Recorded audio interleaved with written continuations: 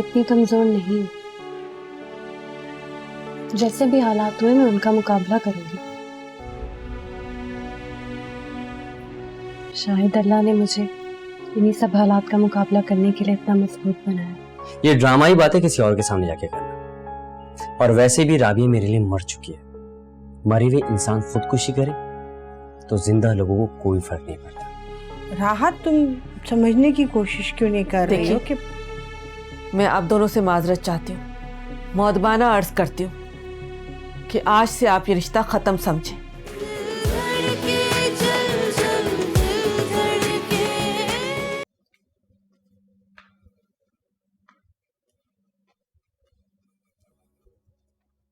अस्सलाम वालेकुम अम्मी।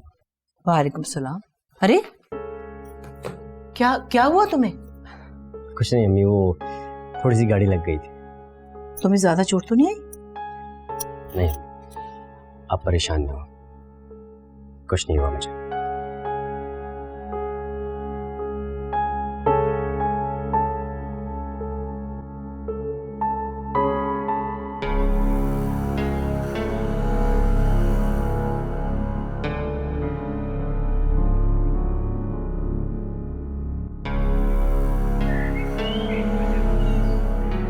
अब तो मनाहिर के लिए खानदान से बाहर ही रिश्ता देखना होगा।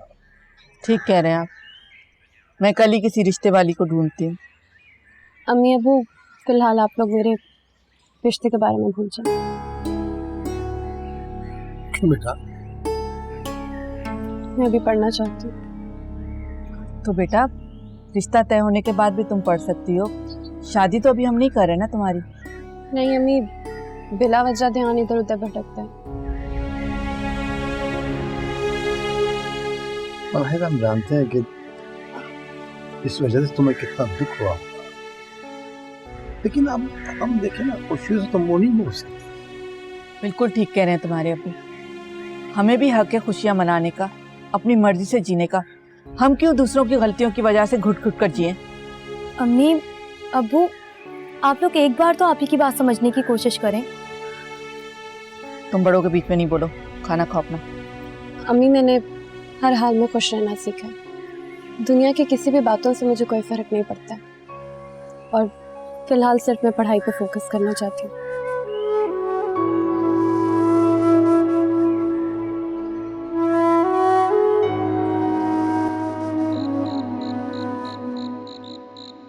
जी अम्मी, अरहाम खुद बहुत परेशान है, कहीं एक्सीडेंट भी करवा कर आया है। या अल्लाह, ज्यादा तो नहीं लगी ना? नहीं, अल्लाह ने बचा लिया। खैर, अच्छा आप लोग इंतजार कीजिए, क्या पता अरहाम का दिल बदल जाए। वैसे रिश्ता खत्म होने का सबसे ज्यादा फायदा किसे हुआ? मेरे ख्याल से मुमानी को, लेकिन फिर भी मैं पता लगाने की पूरी कोशिश करती हूँ। मुझे पूरा यकीन है इसके पीछे बहुत बड़ी गनावनी साजिश है और वो मुमानी के अलावा कोई और नहीं कर सकता। अच्छा अम्मी, आप राबिया को टाइम से मेडिसिन दे दीजिएगा। मैं आपसे बाद में फिर बात करूंगी। ओके, अल्लाह हाफिज। ये क्या तुम हर वक्त फोन पर अपनी अम्मी से बातें करती रहती हो और कोई काम नहीं है तुम्हारे पास? वो मैं राबिया की तबीयत पूछने के लिए फ़ोन किया था। असलम, अगर आपके पास टाइम है तो उसकी इयादत के लिए चलते हैं। इतना फजूल वक्त नहीं मेरे पास कि उनकी इयादत के लिए जाऊं। और हाँ, तुम्हारा ध्यान हमारे घर पर होना चाहिए, दूसरों के घर पर नहीं।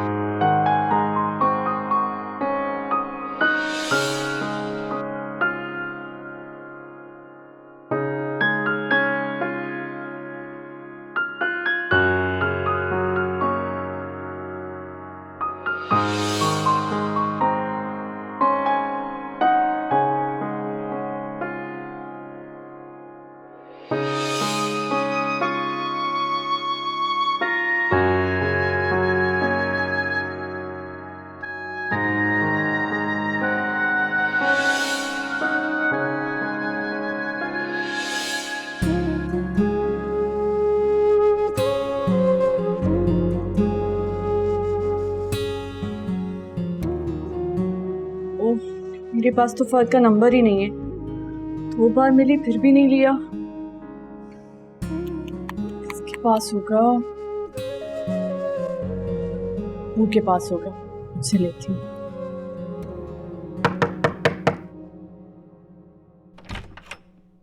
सना, अम्मी, अब्बू का मोबाइल कहाँ है? क्यों? बताएं ना। ये रखा है। थैंक यू अम्मी।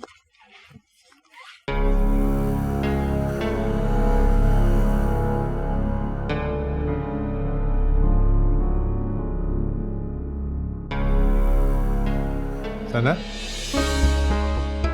ये तुम क्या कर रही? वो मेरे फोन से अब्दुल कदीर का नंबर डिलीट हो गया था, बस वही ढूंढ रही है। क्या? तुम्हें इसके नंबर की अचानक जरूरत क्यों पड़ गई? अरे भाई है मेरा, कभी भी जरूरत पड़ सकती है।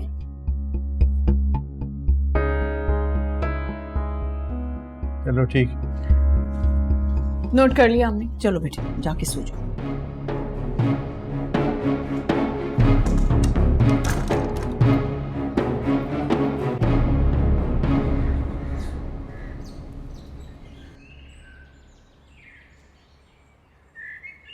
अम्मी मैं जा रही हूँ, आपको कोई काम है तो बताएं।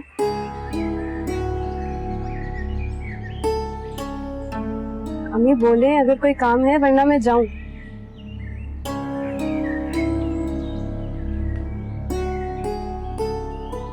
नाराज हैं आप मुझसे? बताएं तो सही अम्मी। अच्छा, शादी का मना किए, इस बात से खफा है?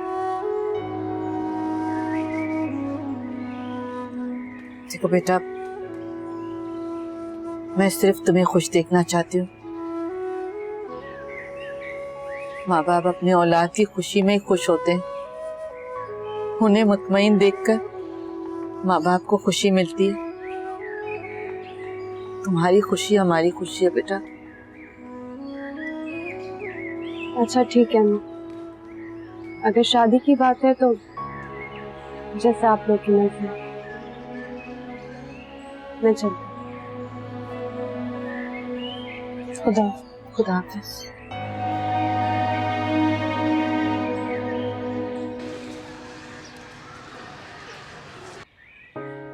वो भी रात वाला? रात वाला नहीं, शाम वाला। तुमने तो मुझे रात में बताया ना। हाँ हाँ, बहुत हैंडसम है। मेरे पास उसका नंबर तो आ गया है, मगर समझ नहीं आ रही बात कैसे करूं। तुम तो बड़ी बहादुर बनी फिरती थी, अब क्या हुआ? यार ऐसी बात नहीं है, मसला कुछ और है। मैं तुम्हें अभी नहीं बता सकती। मेरा उससे बात करना जरूरी है, अगर मैं नहीं चाहती कि अभी उसे पता चल जाए कि मैं कौन हूँ। तुम्हारे पास कोई एक्स्ट्रा सिम है? Extra SIM? हाँ, मतलब जो तुम्हारे नाम पे ना हो। नहीं, ऐसी तो कोई सिम नहीं है। अच्छा, तुम पहले किसी सिम का इंतजाम करो। सिम अनरजिस्टर्ड होनी चाहिए, फिर तुम मुझसे बात करना शुरू करना। उसे पता चल गया तो? अक्लमंद आवाज बदल के बात करना। अच्छा ठीक है। लड़का कितना शरीफ क्यों ना हो, एक दफा लड़की की आवाज सुन ले, बात जरूर करता है। अच्छा, और जब वो तुम्हारे इश्क में गिरफ्तार हो जाए ना, तो उसके सामने आ जाना। वैसे भी इश्क अंधा होता है। ठीक है, मैं ट्राई करती हूँ।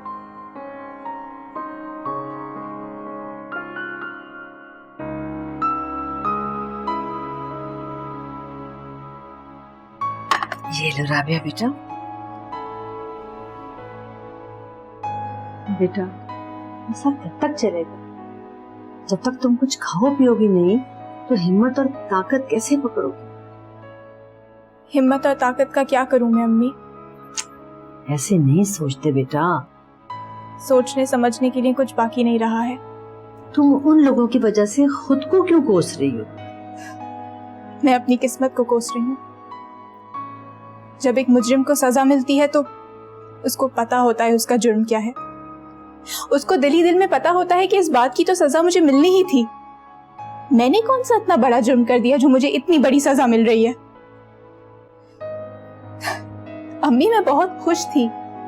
सारी दुनिया की खुशी एक तरफ और अरहाम एक तरफ। उससे बहुत मोहब्बत करती थी, लेकिन शायद अल्लाह को कुछ और ही मंजूर था। और बेटा अगर तुम इस तरह हिम्मत हार गई तो वो लोग जीत जाएंगे और अपने मकसद में कामयाब हो जाएंगे। वो तो पहले ही कामयाब हो चुके हैं। नहीं बेटा, अभी भी बहुत कुछ हो सकता है। उसे जो दिखाया गया वो उसने देखा है, लेकिन मैं जानती हूँ कि एक दिन सच जरूर सबके सामने आएगा। लेकिन तुम अगर इस तरह पड़ी रही तो हमारे सारे ख्वाब अधूरे रह जाएंगे बेटा। मैं तुम्हें कुछ काट के देती हूँ, खुद खिलाऊंगी मैं तुम्हें बस।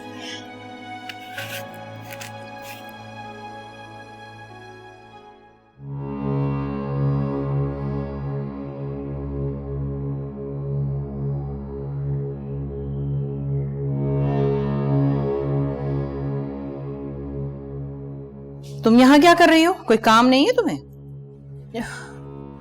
सारा काम हो चुका है मुमानी जान। तुम्हारे ख्याल में हो चुका होगा, अभी जाके देखूंगी ना तो सारा घर फैला हुआ होगा। मैं जाकर रुको फायजा, देखो तुम इस घर की बहू हो, तुम्हें इस घर की खुशियों में खुश होना चाहिए। इस घर की खुशी में खुश होना तुम्हारा फर्ज है। तुम्हें दुख नहीं बल्कि खुशी होनी चाहिए कि अरहाम बच गया है। अरहाम ने जो किया बिल्कुल ठीक किया और हम उसके फैसले में उसके साथ हैं। लेकिन लगता है तुम किसी और के साथ हो। रिश्ता उसी की मर्जी से हुआ था और उसी की मर्जी से तोड़ा है। तुम इस घर की बहू हो, तुम्हें इस घर के फैसलों में हमारा साथ देना चाहिए, हमारी खुशी में खुश होना चाहिए। अगर अरहाम पसंद नहीं करता, मर्जी नहीं है उसकी, तो हम उसके साथ जबरदस्ती तो नहीं कर सकते। नहीं मुमानी, तुमसे किसी ने मशवरा नहीं मांगा, मैं सिर्फ तुम्हें बता रही हूँ, समझी तुम? और जाओ जाकर देखो क्या काम है। हर वक्त बैठी रहती है खामखा के लिए। जी।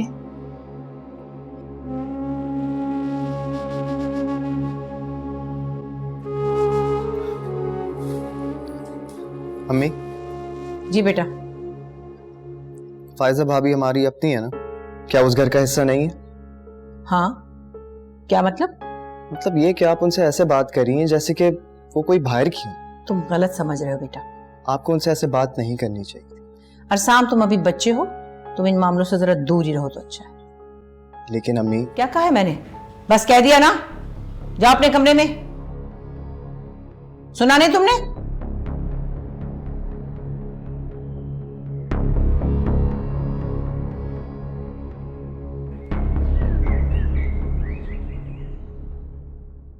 अस्सलाम वालेकुम। वालेकुम अस्सलाम। क्या हुआ, पैसे मिल गए? हाँ, बैंक में जमा भी करा दिए मैंने। या अल्लाह तेरा लाख लाख शुक्र है। ए मेरे मालिक, तू रहमान है, रहीम है।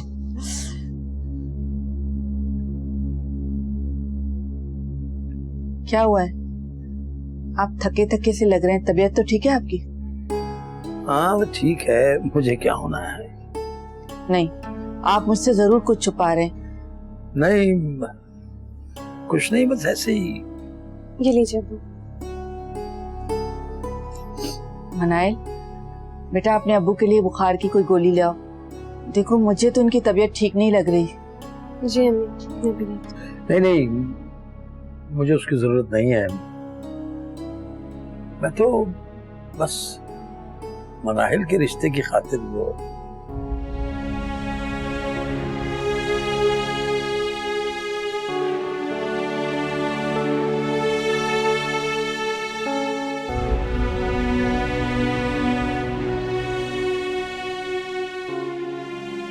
क्या हो गया है आपको? उसके सामने तो इस किस्म की बातें मत करें।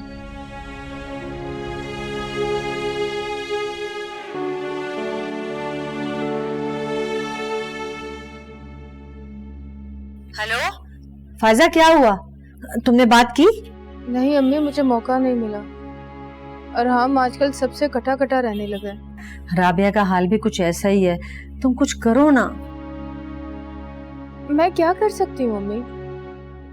मेरे हाथ से तो सब कुछ निकल चुका है। सुबह भी मुमानी जान ने मुझे इतनी बातें सुनाई हैं। उन्हें और कोई काम नहीं है, जब मौका मिलता है सुनाने लगती हैं। हाँ अम्मी, जीना हराम हो गया मेरा इस घर में। राबिया तो आई नहीं, मगर मेरी रही सही हैसियत भी खत्म हो गई है इस घर में। हिम्मत रखो फायजा बेटा, ये वक्त भी गुजर जाएगा। हाँ, मगर अपने साथ सब कुछ बहा ले जाएगा। यहाँ राबिया ने भी खुद को रोग लगा लिया है, सारा दिन पड़ी रहती है। उस बेचारी के साथ इतना बुरा जो हुआ है। खैर अम्मी मैं फोन रखती हूँ, असलम के भी आने का टाइम हो रहा है। उन्होंने मुझे अगर आपके साथ बातें करते हुए सुन लिया ना तो वो भी मुझे सुनाना शुरू हो जाएंगे। ठीक है फायजा, अच्छा बेटा, खुदा हाफिज। खुदा हाफिज।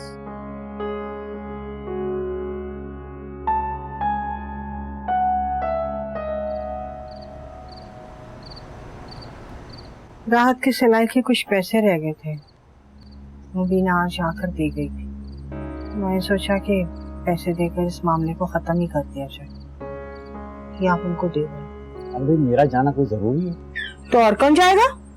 भाई फहद को दे आओ, वो दे आएगा। फहद अब उस घर में नहीं जाएगा। क्यों नहीं जाएगा भाई? बस मैंने कह दिया ना, अब उसे वहाँ जाने की कोई जरूरत नहीं है। आप ये पैसे दे आइए और उसके बाद आप भी वहाँ नहीं जाएंगे। देखो निकट, इस तरह सबसे कट कर जिंदगी नहीं गुजारी जाती। देखो मेरा बेटा पहले ही बहुत बातें सुन चुका है, मैं नहीं चाहती कि लोग गलत समझे। पहले खुद तो गलत समझना बंद करो, तब दूसरे से उम्मीद रखना। एक रिश्ता खत्म होने का मतलब ये नहीं है कि राहत मेरी बहन नहीं है। फहद को वो दे आएगा। हाँ, तुम सिर्फ अंडों पे बैठना। फहद को दे दो, वो दे आएगा। जब देखो सर पे गुस्सा सवार रहता है।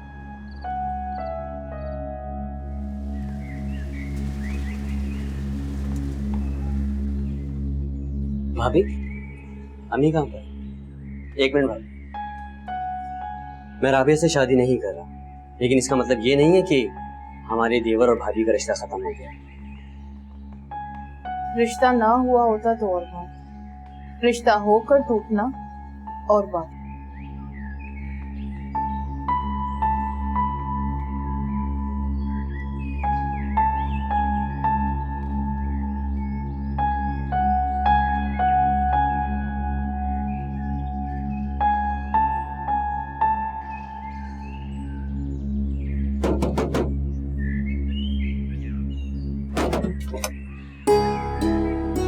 अस्सलाम वालेकुम।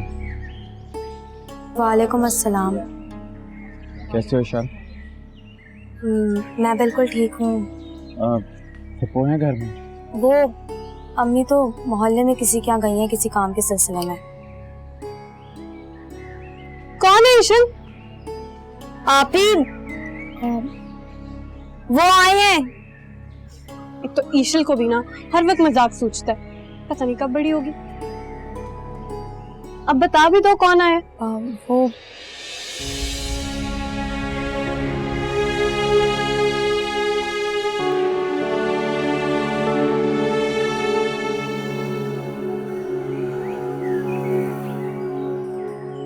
ये पैसे अम्मी ने दिए, पप्पू की सिलाई के बाकी रह गए। मैं बेकसूर हूँ मनाई।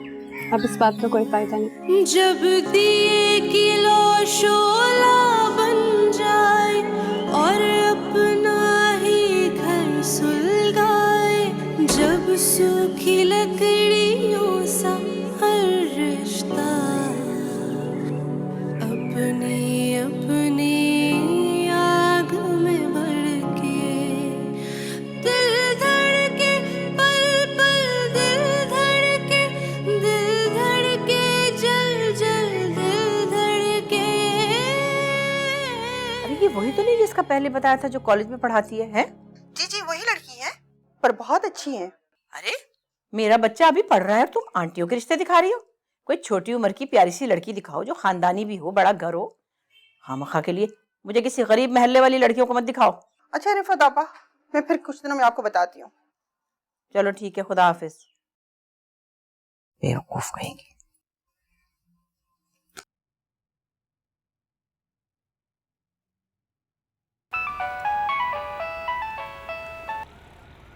अस्सलाम वालेकुम। कौन? वालेकुम सलाम। मैं आपसे बात करना चाहती हूँ, अगर आप फ्री हैं। नहीं, फ्री तो नहीं हूँ, लेकिन आप कौन हैं और किस काम से कॉल किए?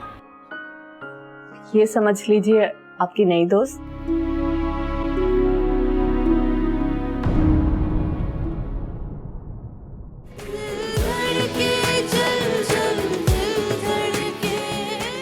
मैं आप लोगों से कुछ बात करना चाहता हूँ।